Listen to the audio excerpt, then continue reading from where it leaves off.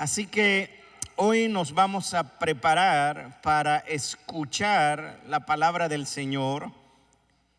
Y hoy voy a hablar acerca de algo que tal vez no es tan popular y ni es muy agradable, pero que es necesario escuchar, porque al final de cuentas es una verdad de las Escrituras y esta verdad necesita ser recordada en todo tiempo. Hoy vamos a hablar de la ira de Dios, una verdad que el mundo necesita recordar. El domingo pasado, el pastor Nelson predicó sobre Romanos 1, 16 y 17 y destacó algunos aspectos importantes. Habló acerca del poder del evangelio, habló de la salvación, de la fe y de la justicia de Dios. Elementos que encontramos en Romanos capítulo 1, versos 16 y 17. Si hay algo lindo de lo que se conoce como la predicación expositiva, es que nos exige atravesar por textos que realmente a veces no nos gusta predicar y que no son muy populares, sobre todo para la audiencia moderna. Sin embargo, hoy es necesario que hablemos porque el texto bíblico lo demanda, y es necesario también porque el mundo necesita recordar que la ira de Dios es una realidad y es una verdad a recordar. Por favor, colóquese de pie, y los que trajeron sus Biblias, vamos a las sendas antiguas como antes, ¿no? Ahora no está en pantalla ahí atrás, pero podemos verlo. Romanos capítulo 1, verso 18. Vamos a estar únicamente en este pasaje de las Escrituras y vamos a descubrir las riquezas y los desafíos que este texto nos enseña. La palabra del Señor dice así, honrando al Padre, al Hijo y al Espíritu Santo. Porque la ira de Dios se revela desde el cielo contra toda impiedad e injusticia de los hombres que detienen con injusticia la verdad. Como es un texto muy pequeño, lo voy a volver a leer. Escuche nuevamente. Romanos 1, 18. Porque la ira de Dios se revela desde el cielo contra toda impiedad e injusticia de los hombres que detienen con injusticia la verdad. Asimismo, oremos. Amado Dios, gracias porque tu palabra, Señor, nos enseña tu carácter santo y justo. Y en esta hora, Señor, te pedimos que tu palabra hable al corazón de los que están en este lugar y que tú estés añadiendo, Señor, a la iglesia los que han de ser salvos. Si hay algún necesitado o enfermo, Señor, sé tú atendiéndolo. Y mira, Señor, las preocupaciones que actualmente en nuestra ciudad existen. Te ruego que tú estés tomando pleno control de ello y que bendigas a aquellos que por razones, Señor, justificadas e injustificadas, no están aquí. Señor, toma control de ellos y recuérdale, Señor, que su lugar está aquí entre nosotros. Gracias, Señor, por este momento. Ahora que tu Espíritu Santo dirija, Señor, esta exposición, perdona mis pecados, Señor, y fluye en medio de nosotros con toda autoridad. Estoy delante de ti, pero también de parte de ti, Señor. Así que usa mis labios, mi voz, y alinea mi espíritu con el tuyo. En el nombre de Jesús. Amén y amén. Puede tomar su lugar. Me gustaría empezar esta exposición con una pregunta que confronta nuestra alma y nuestra manera de pensar. Y es esta pregunta: ¿qué tan serio o qué tan en serio necesito tomar mi condición delante de Dios? Repito, ¿qué tan en serio yo necesito tomar mi condición delante de Dios? Pues bien, esta es una pregunta que raras veces escuchamos en un mundo que está acostumbrado a moverse entre placeres, ansiedades, temores económicos, problemas familiares. Esta es una pregunta rara para una cultura posmoderna que tiene la tendencia a rechazar cualquier mensaje que incomode nuestra condición delante de Dios. Sin embargo, esta es una de las preguntas más cruciales que nosotros y cualquier ser humano debería de hacerse. Muchos miembros de nuestra comunidad hispana viven con temores reales. Sabemos, y hemos estado hablando de esto, que hay redadas migratorias, pero a pesar de ello, no debería esto de crear un pánico exagerado, y sobre todo con el tema de la iglesia, porque con la iglesia pasa, dejamos de asistir a la iglesia por medio de estas cosas, pero no dejamos de ir a los trabajos. Y la escritura dice: mas buscad primeramente el reino de Dios y su justicia, y todas las cosas vendrán por añadidura. Así que ponga a Dios en primer lugar antes que todas estas cosas. Ahora, es verdad que existen estas redadas migratorias. Esto ha provocado separación familiar, pérdida de empleo. Incluso esto está provocando crisis matrimoniales con las familias que se están separando. Yo quiero dar gracias a Dios, de verdad que sí. Espero que el favor de Dios siga con nosotros, porque hasta ahora no ha habido dentro de nuestra congregación, por la gracia y la misericordia de Dios, uno solo que haya sido tocado directamente él o ella. Tal vez por familiares, primos, hermanos, etcétera, pero hasta ahora, y yo bendigo el nombre del Señor, porque en la madrugada estaba yo orando acerca de esta situación, y yo decía: verdaderamente nadie en la iglesia, directamente miembro de Talwood, ha sido tocado, y la gracia de Dios ha estado guardando a su pueblo con relación a estas cosas, y yo espero que así siga. Escuchamos de primos, hermanos, etcétera, familiares, pero bendito sea mi Cristo que nos ha guardado. Estaríamos de acuerdo que todas estas cosas son cargas profundamente dolorosas que provocan ansiedad, depresión.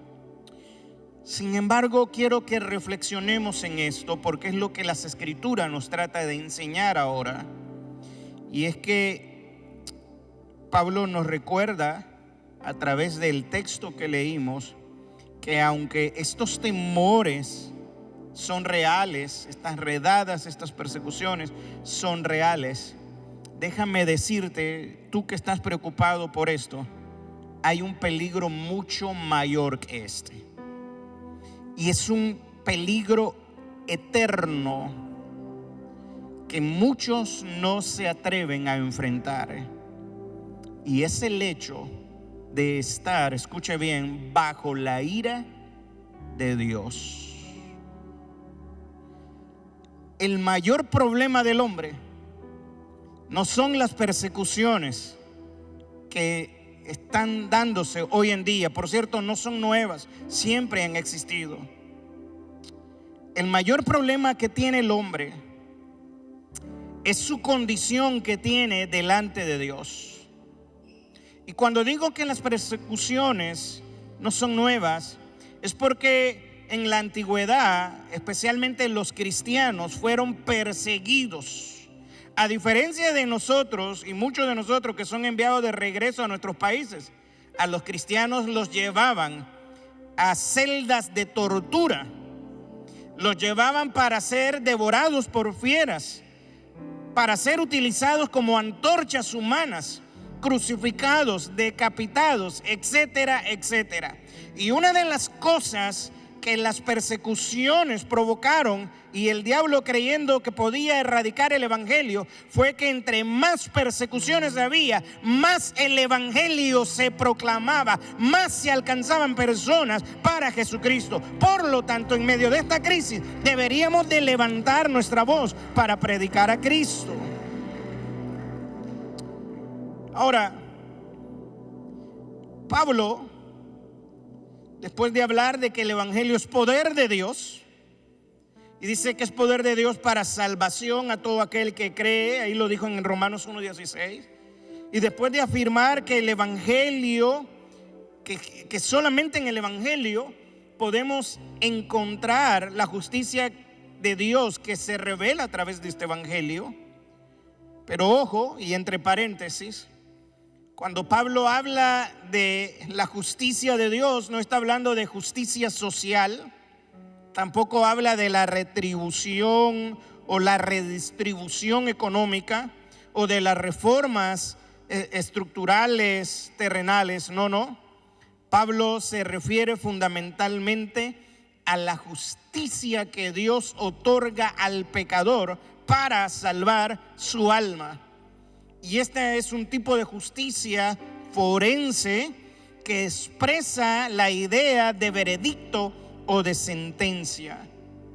Para que usted entienda en términos prácticos, Pablo está diciendo en estos textos que Dios ha declarado justo al pecador que es culpable de mentira, al pecador que es culpable de adulterio, de fornicación, de borrachera, de laxivia, de murmuración, de crítica y de cuantas cosas podemos mencionar. Pablo dice que la única manera que los hombres puedan encontrar una salida a su pecado es que la justicia de Dios los alcance y los declare justos. Y eso éramos muchos de nosotros antes de venir a Cristo.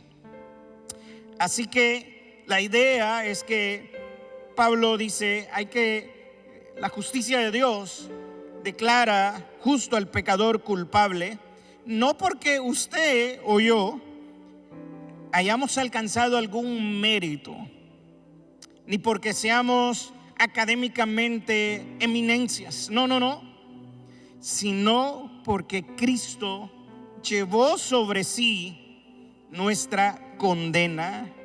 Y preste cuidado, esta justicia no depende de los papeles migratorios, ni de la seguridad económica, ni de la estabilidad laboral. Depende única y exclusivamente en la fe en Jesucristo como Señor y Salvador de la humanidad caída. Él es el Salvador del mundo, Él es el Emmanuel, Él es el Dios con nosotros, Él es el único que tiene potestad para salvar el alma perdida. Así que depende únicamente de Cristo. Por eso Pablo ahí mismo en Romanos usa una cita del Antiguo Testamento, una cita de Habacuc 2:4, y Pablo dice, el justo entonces, el justo por la fe vivirá. Pero el justo no solo vivirá por la fe, sino que camina por fe. Y parte de la fe nos enseña que mayor es el que está en nosotros que el que está en el mundo. Así que esta afirmación que Pablo hace a la iglesia en Roma fue un llamado para que la iglesia de Roma en aquel momento, e igualmente nosotros, podamos encontrar nuestra verdadera identidad, nuestra verdadera seguridad. Pero esta seguridad y esta identidad no la vamos a encontrar en el gobierno que gobierna, valga la redundancia, en este momento, sino en el Dios que justifica al caído, del mismo modo como justificó a los creyentes de Roma. Es un llamado, yo diría, en nuestro contexto hispano, a nuestra comunidad hispana, que aunque el gobierno puede fallar, aunque el gobierno nos puede decepcionar, hay uno que nunca falla y hay uno que nunca decepciona, y ese se llama Jesucristo, Rey de Gloria. Él nunca falla. Y aunque el mundo se esté desmoronando, aunque el mundo se derrumbe, la justicia que Dios nos ha dado sigue permaneciendo firme. Pero preste atención, ya que Pablo, después de mostrarnos una cara del evangelio, ahora procede inmediatamente a hablar de la otra cara del evangelio. Y es que el evangelio tenemos que verlo como una moneda de dos caras. Por un lado, el evangelio nos presenta el amor de Dios, la justicia de Dios, la bondad de Dios, la misericordia de Dios, todas las cosas buenas y agradables que nos gusta escuchar. ¿A quién no le gusta que le digan: mira, Dios tiene un propósito para con tu vida, Dios te quiere dar las llaves del reino, veo y veo multitudes que vendrán a través de ti, etcétera, etcétera, y te veo esto y lo otro? A todos les gustan esas cosas. El problema con esto es que el evangelio tiene dos caras de una misma moneda. Y es que al mismo tiempo que destaca las bendiciones que Dios nos puede dar, también destaca algo que a los humanos no les gusta aceptar. Y es que Dios también se aira y está airado y es justo. Así que de esto es lo que vamos a hablar, porque Pablo hasta el 17 empieza a presentarnos, o nos presenta una cara muy amable del evangelio y de Dios mismo. Pero ahora nos presenta la otra parte de lo que también Dios es. Quiero que observe que en ningún momento, cuando Pablo ahora viene a voltear la moneda, lo hace para infundir terror.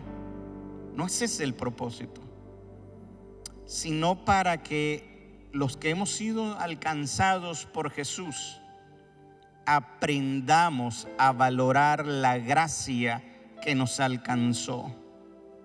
Si el hombre, y si usted y yo no entendemos primero la gravedad de nuestra condición, escuche algo, creo que no puede haber salvación sin convicción. Tampoco puede existir una fe verdadera sin reconocer la seriedad de nuestro pecado. Yo no sé si usted se ha puesto a pensar, a reflexionar sobre la seriedad de su propio pecado. ¿Alguna vez se ha detenido a pensar en esto?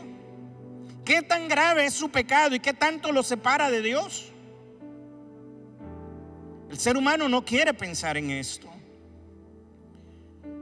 No hay refugio en Cristo sin saber el juicio que espera a aquellos que no creen en Él. Por eso es que Pablo viene a afirmar, y dice en el texto que leímos: porque la ira de Dios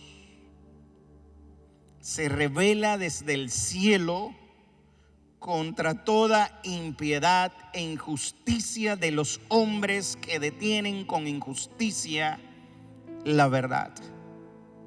Lo primero que hay que observar en este texto es que hay una necesidad de hablar de algo que no nos gusta, que es la ira de Dios.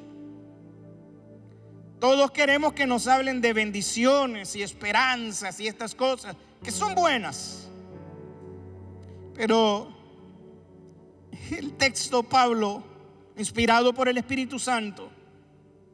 Dice, ahora vamos a hablar de algo que no es muy popular: la ira de Dios. El texto dice, porque la ira de Dios. Pablo empieza esta sección del verso 18 no como un alivio, sino como una advertencia bien seria. La ira de Dios es triste, pero en la mentalidad moderna y en muchos púlpitos se evita hablar de este tema. Muchos pastores solo predican un mensaje de un Dios únicamente amoroso que quiere hacernos feliz, darnos paz, abrirnos puertas y bendecirnos. Y aunque todo esto es cierto, porque la Biblia dice que Dios es amor, 1 Juan 4:8, también la Biblia dice que la paz de Dios sobrepasa todo entendimiento, dice Pablo en Filipenses. Y también dice las Escrituras en Efesios 1:3, como estudiamos hace algunos domingos, que ya hemos sido bendecidos con toda bendición espiritual en los lugares celestiales.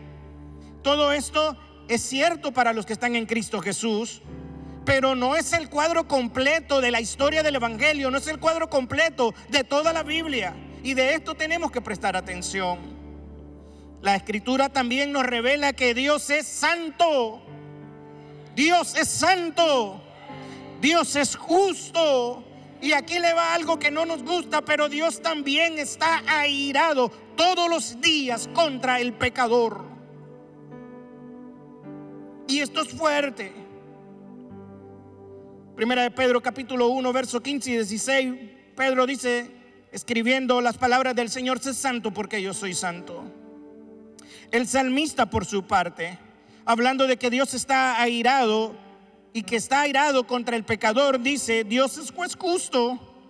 Salmo 7:11, usted lo puede buscar ahora mismo. Dice: Dios es juez justo. Y Dios, mírenlo en su Biblia y mire lo que la Escritura dice: y Dios está airado. Dios está airado contra el impío. ¿Cuándo? Todos los días. Todos los días. Esto cambia nuestra perspectiva teológica y este famoso refrán de decir: Dios aborrece el pecado pero ama al pecador. Cuidado con la frase, analice bien esa frase. Si el salmista está diciendo otra cosa. Y la razón es esta. Deuteronomio 32:4 dice que todos los caminos de Dios son rectitud. Estamos delante de un Dios que es santo, hermano. Un Dios que es recto. Un Dios que es todopoderoso. Así que yo lo siento mucho, pero no podemos silenciar la otra cara de la moneda del Evangelio. Esta es la realidad. Y aunque tristemente en algunos círculos se ha silenciado este aspecto del carácter de Dios, es verdad que Él es amor, pero también es justo. Y como Él tiene esta dicotomía maravillosa, el Evangelio no puede ser mutilado. No podemos hablar de gracia sin ver la culpabilidad del hombre. No podemos hablar de vida eterna sin hablar de la muerte y la condenación eterna. No podemos predicar de salvación y omitir que el hombre sin Cristo está sentenciado a un lugar de tormento. Así que Pablo, entendiendo todo esto, sabía algo que a veces nosotros pasamos por alto. Y Pablo parece estarnos diciendo que la primera necesidad del hombre pecador no es hacerlo sentir bien. Normalmente queremos hacer sentir bien a aquel que ha ofendido a Dios. Y Pablo está diciendo: no. Dios es supremamente santo.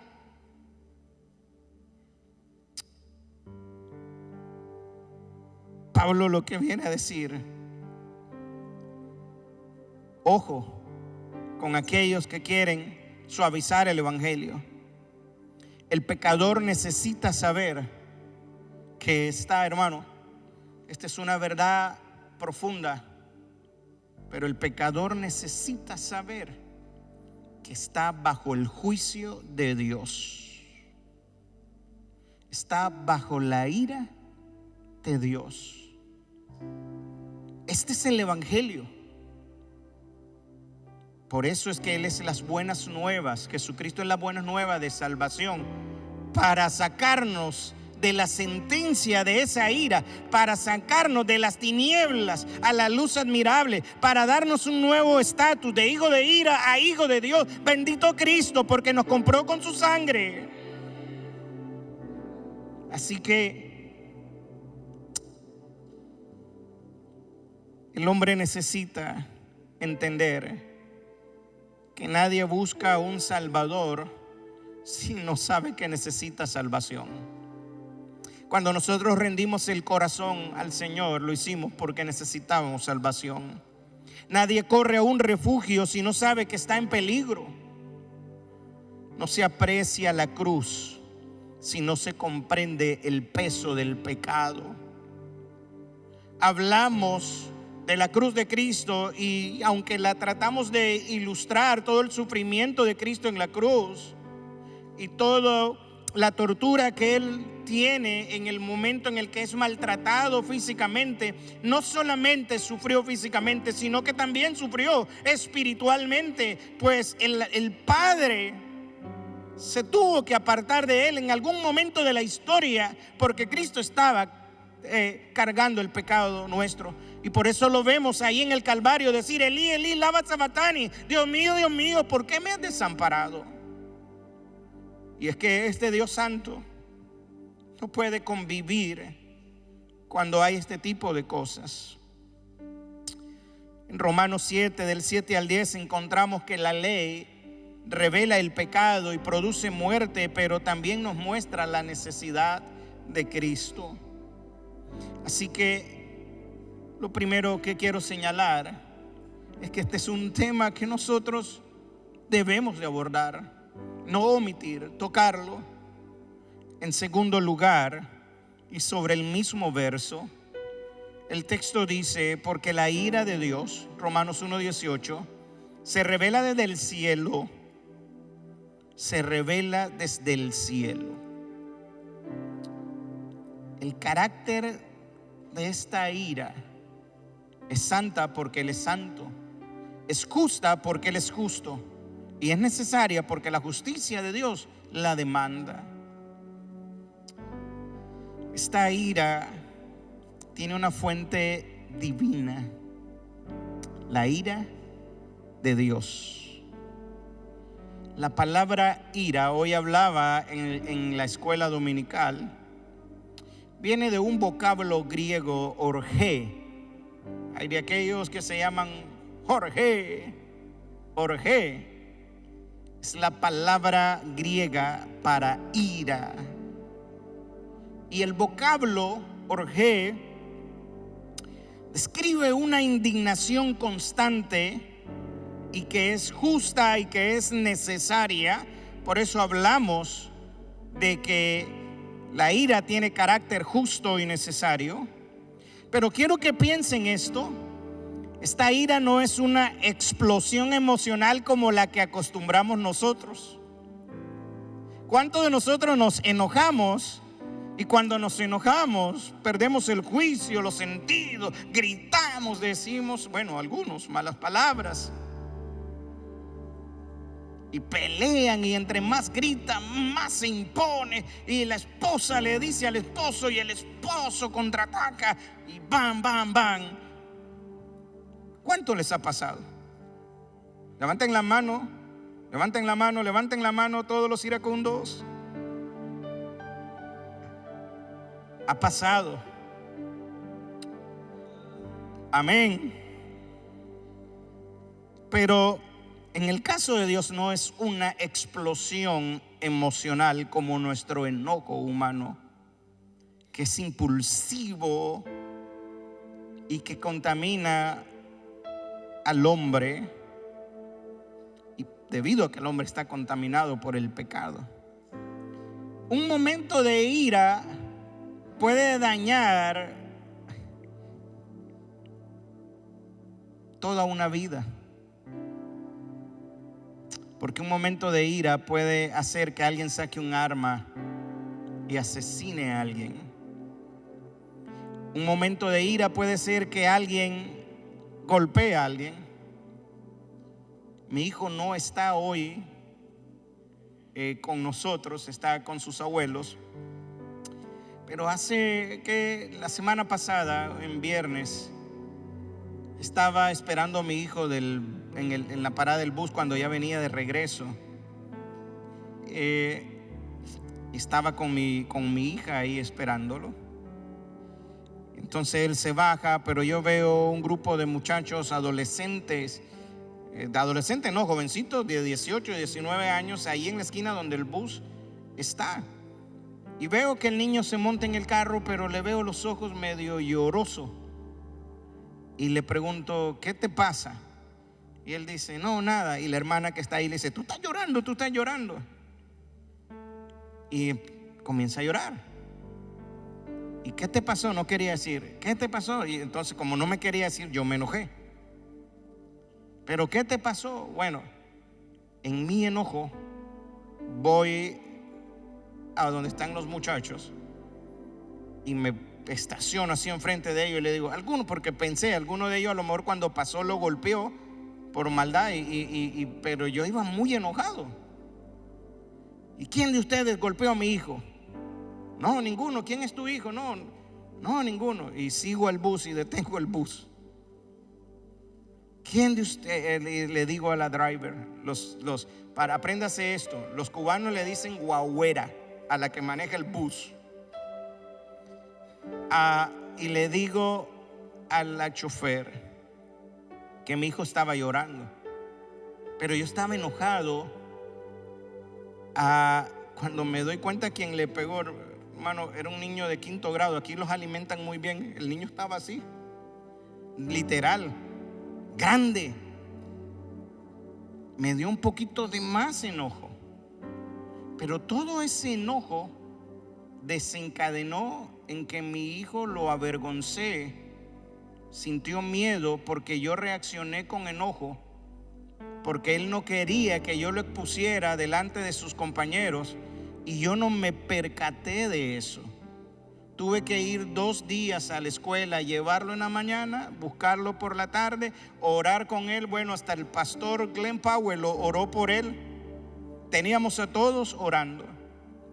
Pero un momento de ira, quizás si yo no reacciono en ese momento con ira y lo trato de una manera diferente, no hubiese habido ningún problema. De hecho, gracias a Dios no ha habido ningún problema.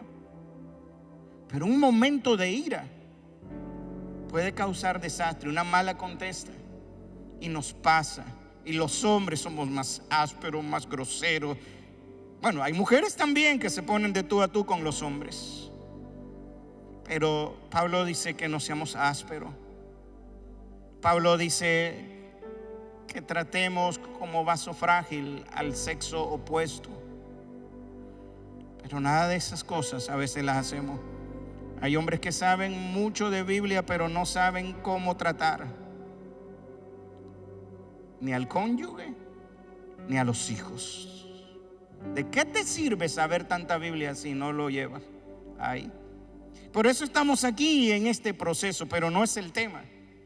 El asunto es que la ira de Dios no es como ese tipo de ira que nosotros tenemos.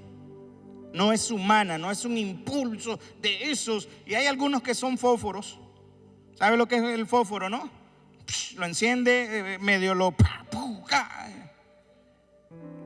Hay unos cuantos fosforitos terribles. Pero la ira de Dios es distinta. Es parte esencial de su santidad. La ira de Dios es parte esencial de su santidad.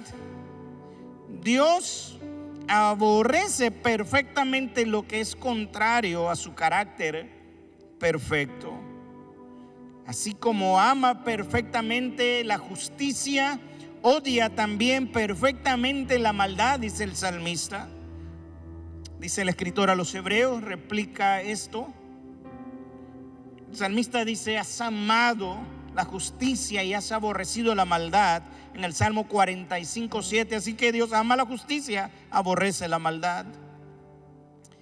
Es interesante que nosotros, los seres humanos, entendemos que es correcto indignarse ante el mal. Por ejemplo, yo voy a decir que es casi como una ira santa cuando yo veo estos atropellos que se hacen con nuestra comunidad hispana, con mis hermanos hispanos, cuando los agarran y los meten en un carro a la fuerza, los sacan de esto, lo otro. Yo tengo problemas serios con esto, y tengo más problemas con aquellos que defienden este tipo de situaciones, porque hay muchos creyentes y ciudadanos nobles. Yo tengo problema con esas cosas. Nos indignamos cuando vemos algo que es injusto. Pero ¿cómo es injusto que le hagan esto? ¿Cómo van a separar a la familia? ¿Cómo los niños? Mira que el niño está pequeño, etcétera, etcétera. ¿Quién no se indigna de eso? ¿Quién no siente este tipo de cosas? Al menos yo las siento.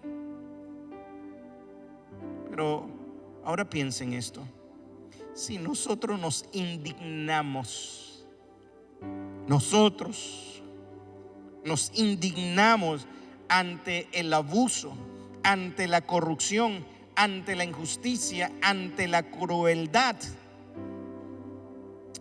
entonces, ¿por qué la humanidad se escandaliza que Dios, que es infinitamente santo, se indigne ante el pecado y ante la maldad? ¿Por qué? Hay un escritor llamado Richard Trench, y él decía: no hay síntoma más seguro de degradación moral que perder la capacidad de enojarse con el pecado. Así que es importante que entendamos que la ira de Dios no es un defecto, más bien es una perfección moral de parte de Dios. Mis hermanos, yo sé que podemos ver muchas de estas cosas que están pasando en nuestro entorno, y quizá ya algunos han sufrido injusticias. Quizás otros están sufriendo discriminación en el trabajo, porque esto es otra cosa que pasa. Aquellos que ya tienen su documento discriminan al que no lo tiene. Hay temor, el temor es real. Y en estos días hablaba con alguien, decía: pastor, estás hablando mucho de esto, pero es que hay que hablarlo, no hay que silenciar nuestra voz. Hay separación familiar, hay humillaciones, hay decisiones legales que han afectado la estabilidad de la familia. Y es interesante que aunque podamos vivir bajo autoridades que a veces parecen ser injustas, a veces es muy fácil también proyectar que ese tipo de situaciones se las atribuimos a Dios, y Dios es el culpable. Dios no es culpable de la maldad del hombre, porque Dios no puede ser malo, no hay maldad en Él. Él es totalmente bueno, Él es totalmente justo, Él es totalmente santo.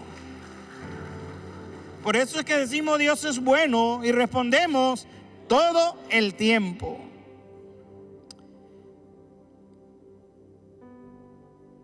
Él no es otro gobernante injusto.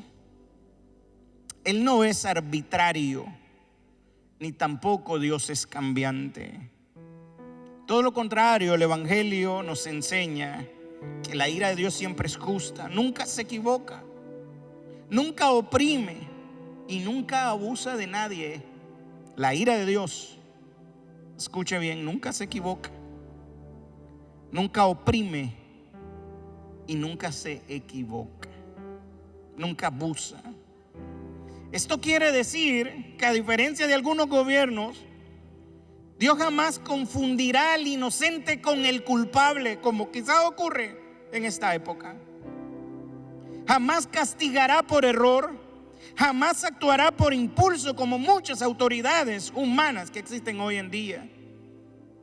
Y esto para nosotros los creyentes debería de traernos consuelo, ya que la ira justa de Dios garantiza que el mal no tendrá la última palabra. La última palabra siempre la tiene Dios. Dios es el que tiene la última palabra sobre la vida, sobre la enfermedad, sobre el estatus migratorio, sobre cualquier situación. Ahora, hemos visto que la ira de Dios es santa, justa y necesaria. Pero Pablo también quiere mostrarnos que esa ira se revela y mire contra qué se manifiesta. Ahí mismo el verso 18, todavía el texto dice: porque la ira de Dios se revela desde el cielo. ¿Desde dónde? Desde el cielo. ¿Qué hace? Se revela. ¿Contra qué? Contra toda impiedad e injusticia. ¿De quiénes? De los hombres. ¿Qué hacen los hombres? Detienen con injusticia la verdad de Dios. Pablo dice que la ira de Dios se revela. Observe el término, no dice se reveló, no dice se revelará, sino que dice se revela. Pareciera estar expresando un tiempo presente continuo. Esto significa que la ira de Dios no solo será revelada en el juicio final, porque algunos están esperando la ira final en el juicio final. No es la idea de lo que la Biblia nos enseña, sino que la ira también de Dios está operando ahora mismo. Mire lo que dice Juan 3:36. Juan 3:36 dice: el que cree en el Hijo tiene vida eterna, pero el que rehúsa creer en el Hijo no verá la vida, sino que la ira de Dios está sobre él. Cuando pensamos, ¿cuándo se revela la ira de Dios? Bueno, desde el inicio de los tiempos, antes de la creación humana, Dios reveló su ira al expulsar a Satanás, quien se quiso pasar de listo y querer usurpar el trono de Dios. También en la creación se reveló por primera vez al hombre cuando éste en el huerto del Edén tomó junto a su esposa del árbol que no debían de comer y desobedecieron la palabra de Dios, obedeciendo al diablo antes que al mismo Dios. Y de inmediato usted ve que Dios pronunció sentencia de muerte sobre ellos, no solamente la muerte física, sino también la muerte espiritual. Y de hecho hasta la misma tierra quedó maldecida a causa del pecado. Así que la magnitud del pecado alcanza también todo este mundo en el cual estamos viviendo. También vemos destellos de su ira en el evento y en la narrativa de Sodoma y Gomorra, en el hundimiento del ejército de Faraón cuando viene detrás del pueblo de Israel en el mar Rojo. Así que la ira de Dios sí se ha revelado, se ha manifestado y se sigue manifestando. Pero la revelación suprema de la ira de Dios, como leí en uno de los comentarios del doctor John MacArthur ya en la presencia del Señor, la revelación suprema de la ira de Dios fue la que se derramó sobre su propio Hijo en la cruz del Calvario. Cuando Jesús tomó sobre sí el pecado del mundo y soportó la fuerza plena de la furia divina como castigo de ello. El ver esta imagen nos demuestra que Dios detesta el pecado tan profundamente que exige el castigo completo a tal punto que estuvo dispuesto a permitir que su Hijo amado, perfecto y santo, fuera condenado a muerte como el único medio por el cual hoy la humanidad caída y pecadora puede ser redimida de la maldición del pecado. Y quizás usted diga: bueno, pastor, pero yo veo gente mala que prospera y andan ahí impunemente. Déjame decirte algo. aunque parezca que algunos hombres andan impunemente y que prosperan como pecadores mientras ofenden a Dios, eso no significa de que tengan impunidad. Pablo dice en Romanos 2:5, están acumulando ira para el día de la ira. Todavía es peor. Así que aquellos que todavía andan en la carne y que no quieren nada con el Señor y que están disfrutando de los placeres que la vida le ofrece y que quieren seguir viviendo su vida como le da su regalada gana, Pablo está diciendo, están acumulando ira para el día de la ira. Por lo tanto, hoy yo te recomiendo que vuelvas tu corazón a Él, vengas a Él en arrepentimiento y deja que la gracia de Cristo, que es lo único que te puede salvar, te alcance. No te resistas más. Ahora bien, quiero que observe que el texto dice que la ira se revela desde el cielo. El cielo es la fuente. Esto significa que la ira de Dios no es el resultado del caos, del azar o de circunstancias humanas, sino que viene del trono soberano de Dios. De ahí viene.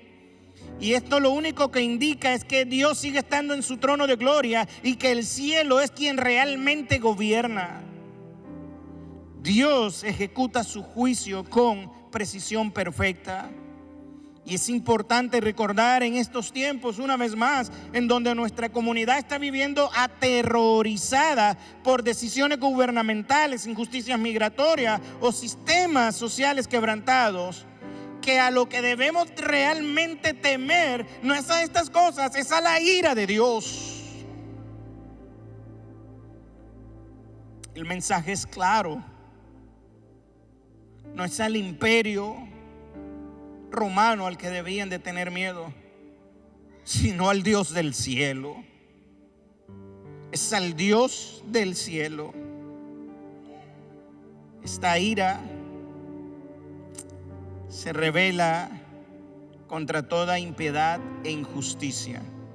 Observe que esta ira no es como una furia de un demente que descarga indiscriminadamente sin temor a quien resulte herido o muerto. No. Tampoco esta ira es como el enojo manchado por el pecado de una persona que procura vengarse de una falta cometida. El enojo y la ira de Dios está reservado y dirigido únicamente al pecado. Pablo dice que la ira de Dios, en el verso 18, se revela desde el cielo contra toda impiedad. La palabra impiedad es el vocablo griego asibia, y también dice que también se revela contra la injusticia. Y Pablo usa un vocablo que es ahí adikia, y estas palabras son sinónimos, son muy parecidas. La primera palabra, asebia, que es impiedad, lo que viene a expresar es la falta de reverencia que los hombres pueden tener con relación a Dios. Es un desprecio que los hombres sienten por lo sagrado. Y este desprecio los conduce a la idolatría, que es lo que Pablo viene a tocar después en los siguientes versos. Son personas que abandonan deliberadamente la verdadera adoración correcta. La impiedad en este contexto es un rechazo directo hacia Dios. Por su parte, Pablo dice que también la ira de Dios se revela contra la injusticia, la adikia. Y la injusticia, ¿a qué cosa? A la maldad, a la conducta torcida. La injusticia aquí en el contexto es lo que viola el moral de Dios. Es actuar contrario a lo que es recto. Así que piense que el rechazo de Dios en el corazón, la impiedad, produce desorden moral en la vida, y esto es injusticia. La injusticia es vivir como si Dios no existiera. Y Dios está airado debido a que los hombres pecadores lo ofenden constantemente, y esto lo coloca en la línea de ser enemigos de Dios, dice Romanos 5:10, y los convierte por naturaleza, dice Efesios 2:3, en hijos de ira. Hay un cuento que es una falacia teológica, exegética, bíblica, como usted la quiera ver, de decir todos somos hijos de Dios. Eso no es cierto. No es lo que dice este libro. No todos somos hijos de Dios. A los suyos vino y los suyos le recibieron, mas no le recibieron, mas a todos los que le recibieron, a los que creen en su nombre, les dio potestad de ser hechos, declarados hijos de Dios. Hijos son aquellos que fueron adoptados por Jesucristo. Hijos son aquellos que siguen a Cristo. Hijos son aquellos que le sirven a Cristo. No es hijo cualquier hijo. Así que Pablo dice que estos hombres que actúan con impiedad e injusticia no solamente hacen eso, detienen, dice el verso 18. Observe lo que dice: porque la ira de Dios se revela desde el cielo contra toda impiedad e injusticia de los hombres que detienen detienen, ¿qué cosa? Con injusticia la verdad. ¿La verdad de quién? De Dios. Detienen, suprimen, resisten activamente. No es ignorancia inocente. Hay muchos que están en rebeldía y no son inocentes porque han conocido de Dios, pero no quieren rendir su vida al Señor. Es un rechazo consciente. Es decir, el hombre no solo ignora la verdad de Dios, la suprime activamente, la empuja hacia abajo, la entierra debajo de su pecado, la justifica debajo de sus maldades, la rechaza porque le estorba la verdad de Dios.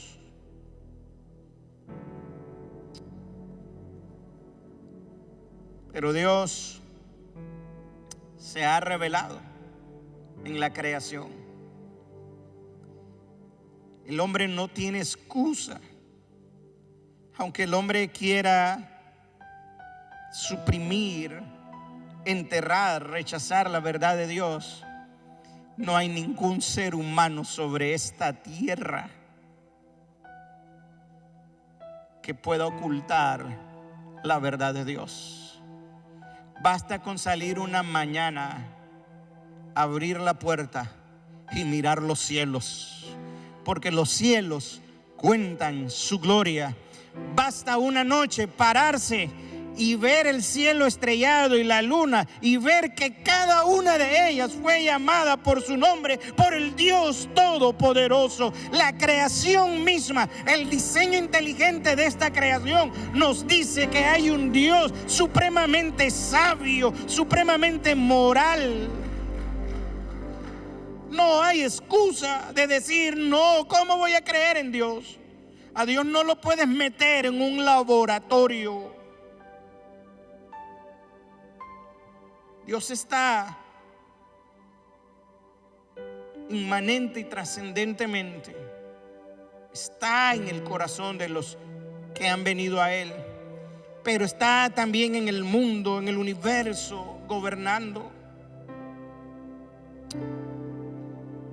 Pablo dice, y lo vamos a ver más adelante en las otras predicaciones, que Dios se reveló en la creación. Lo dice en el verso 19 y 20.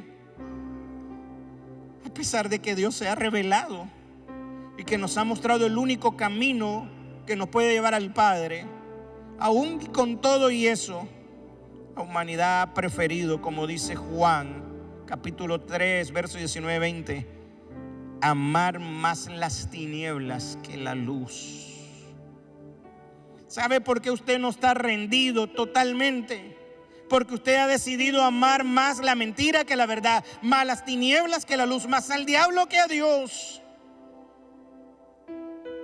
Por eso, no es que la gente no pueda creer. Dios nos ha dado la capacidad para creer. Es que la gente parece que no quiere creer. Y solo quiere creer cuando está en aprieto, busca a Dios y se acuerda de Dios. Cuando deberíamos de acordarnos de Él todos los días de nuestra vida, desde el mismo momento en que abrimos nuestros ojos, es motivo de darle gracias a Dios y decir gracias porque tu misericordia se renuevan cada mañana. Estoy vivo gracias a ti. Así que el hombre no tiene excusa. El hombre no quiere renunciar al pecado que ama. Escuché al pastor Samuel Matos en una ocasión decir: el pecado es como un pulpo que con sus tentáculos te aprieta y no te suelta, pero muchas veces no te suelta porque tú mismo no te quieres soltar. Pero bendito sea mi Cristo, Rey de gloria, que apareció para quebrar, romper toda maldición de pecado cuando Él muere en aquella cruz. Gracias a mi Cristo que tenemos oportunidad de sanidad, de restauración, de salvación. Gracias al Cristo de la gloria que no solamente murió por nosotros y que envió su Espíritu Santo, sino que también un día no muy lejano viene por nosotros a buscarnos. Bendito sea el Cristo de la gloria. El hombre resiste a la verdad que los confronta. Por eso es que la ira de Dios es justa. Así que, queridos hermanos, al igual que nosotros, los creyentes en Roma vivían en un ambiente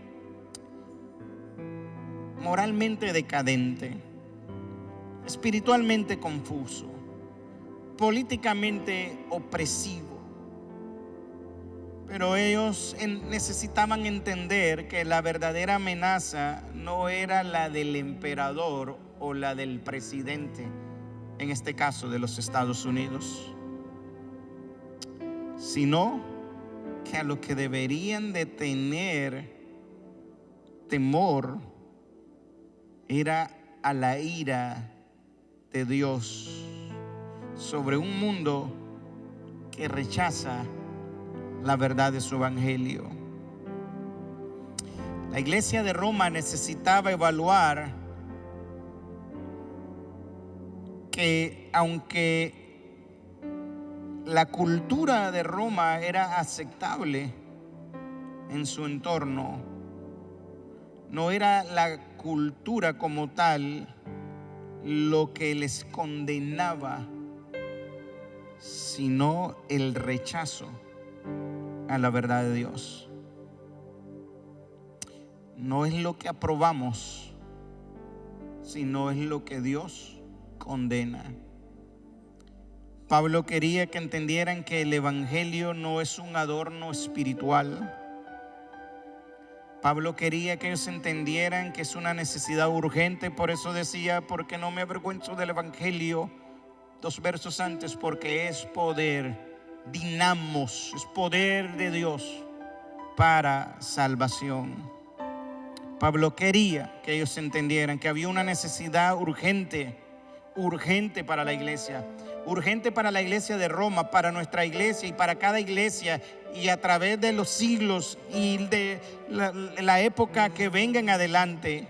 Hay una necesidad urgente, y es que el juicio de Dios no se ha detenido, sigue en marcha, está en marcha.